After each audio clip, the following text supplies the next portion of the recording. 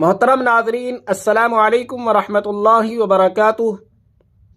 بہت ہی افسوس کے ساتھ میں آپ حضرات کو یہ اطلاع دے رہا ہوں کہ میرے نانا، میرے مربی و مشفق، میرے استاد محترم حضرت مولانا محمد ایوب صاحب، بانی و محتمم مدرسہ فاروقیہ ضیاء العلوم بھوپا، 22 جنوری سن 2023 بروز اتوار کی شام کو حضرت والا اس عالم فانی سے کوچ کر گئے ہیں۔ انا للہ و انا الیہ راجعون۔ دعا ہے کہ اللہ تبارک و تعالی حضرت والا کی مغفرت فرمائیں اور ان کی قبر کو جنت کا باغ بنائیں۔ اللہ کے نبی علیہ الصلاۃ والسلام کی حدیث ہے کہ موت العالم مصیبہ، کہ ایک عالم کی موت مصیبت ہے۔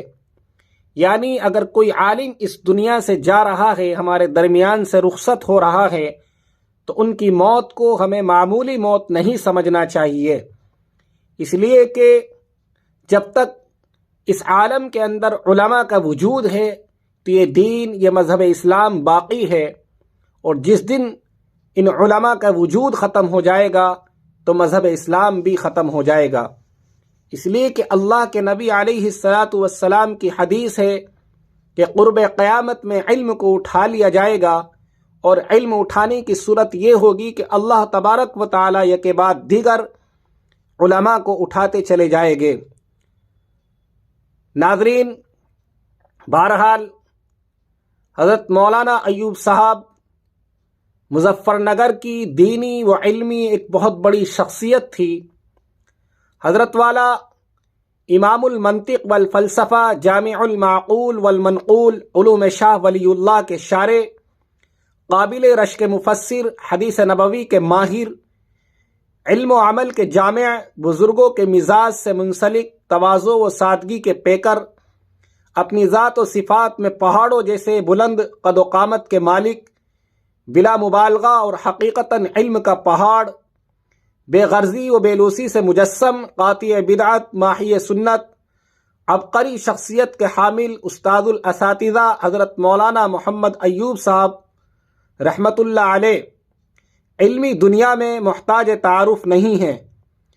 آپ اپنے عہد میں دنیا بھر کے ذہین لوگوں میں سے ایک تھے۔ آپ کی علمی مصروفیات قدرت نے آپ کی تسکین کے لیے پیدا کی تھی۔ حضرت مولانا کی وفات علمی دنیا کے لیے عظیم خسارہ ہے۔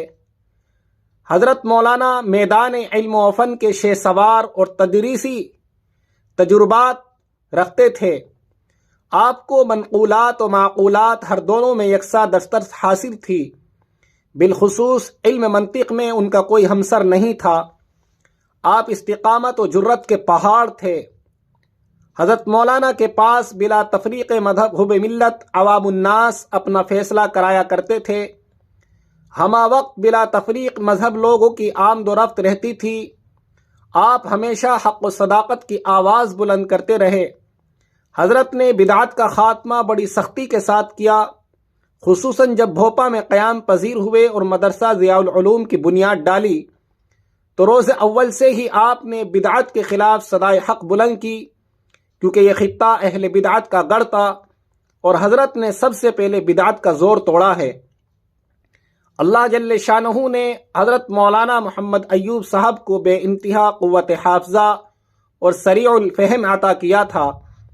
زمانہ طالب علمی میں بھی اپنی ہم جماعتوں پر فائق رہے۔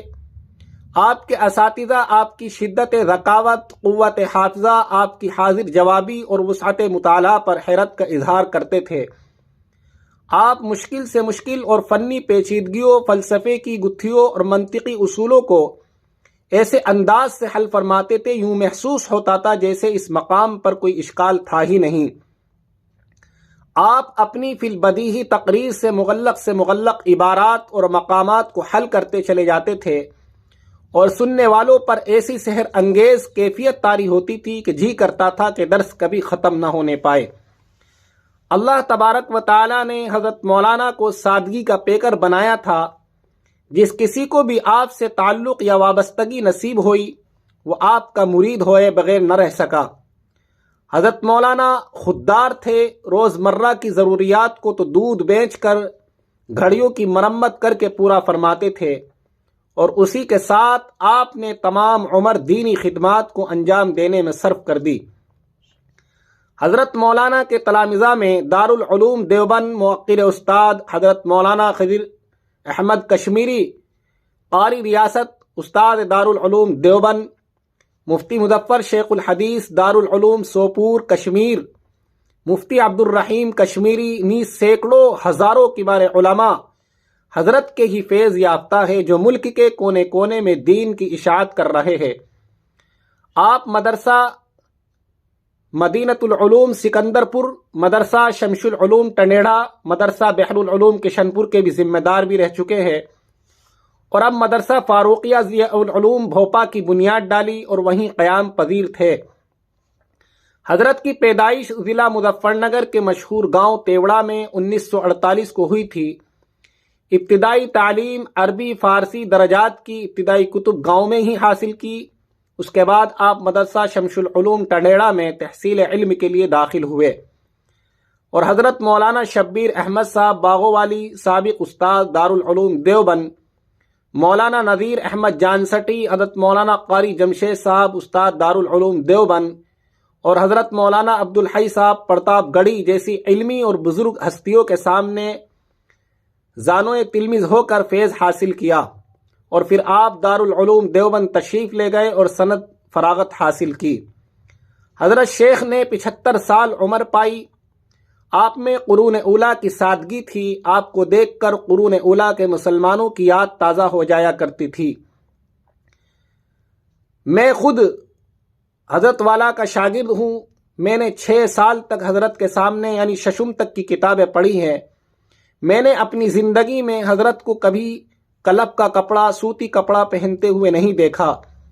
حضرت کی سادگی کا یہ حال تھا کہ حضرت اپنے کپڑوں کو خود دھوتے تھے اور بغیر پریس کے دھو کر ان کو جھٹک کر ان کو اپنے بدن پر ڈال لیا کرتے تھے، اور تھوڑی بہت دیر دھوپ میں بیٹھ کر ان کو سکھا لیا کرتے تھے۔ حضرت کی آنکھوں میں تدبر کی گہرائیاں اور گاؤں تکیے پر سہارا دے کر آپ دقیق مباحث، مغلق عبارات، فلسفے کی پیچیدگیوں، منطق کے اصول و قواعد، علم کلام کے نکات کو بیان کرتے تھے۔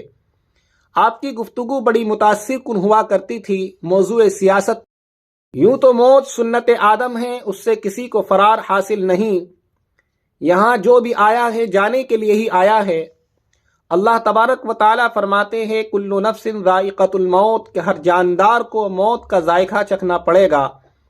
اللہ فرماتے ہیں کہ اذا جاء اجلهم لا يستأخرون ساعة ولا يستقدمون، کہ جب کسی کا وقت مقررہ آ جاتا ہے تو پھر وہ اس عالم فانی سے کوچ کر جاتا ہے۔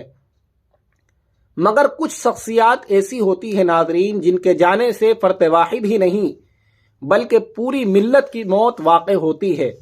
بزرگوں کا مقولہ ہے موت العالم موت العالم، کہ ایک عالم کی موت پورے عالم کی، پورے قبیلے کی موت ہے۔ فروغ شمع تو باقی رہے گی صبح محشر تک، فروغ شمع تو باقی رہے گی صبح محشر تک، مگر محفل تو پروانوں سے خالی ہوتی جا رہی ہے۔ حضرت کی وفات سے ایسا محسوس ہو رہا ہے محفل ہی اجڑ گئی، ایک باب بند ہو گیا، ایک عہد کا خاتمہ ہو گیا۔ ایسے وقت میں جب کہ اسلام طرح طرح کے فتنوں میں گھرا ہوا ہے، اور ایسی حالت میں جب کہ اہل اسلام کو ان کی رہبری کی سخت ضرورت تھی، داغ مفارقت دے کر سب کو روتا ہوا، داغ فراق صحبت شب کی جلی ہوئی ایک شمع رہ گئی تھی سو وہ بھی خاموش ہے۔ بہرحال ناظرین، میں آپ تمام حضرات سے گزارش کرتا ہوں کہ میرے نانا کو، میرے استاد محترم کو، حضرت مولانا ایوب صاحب رحمۃ اللہ علیہ کو اپنی مخصوص دعاؤں میں یاد رکھے، ان کے لیے ایصال ثواب کا بھی اہتمام کرے۔ ہمارے اوپر علماء کا حق ہے کہ اللہ تبارک و تعالی حضرت کی مغفرت فرمائیں، حضرت کو غریق رحمت فرمائیں اور جنت الفردوس میں اعلیٰ سے اعلیٰ مقام عطا فرمائیں۔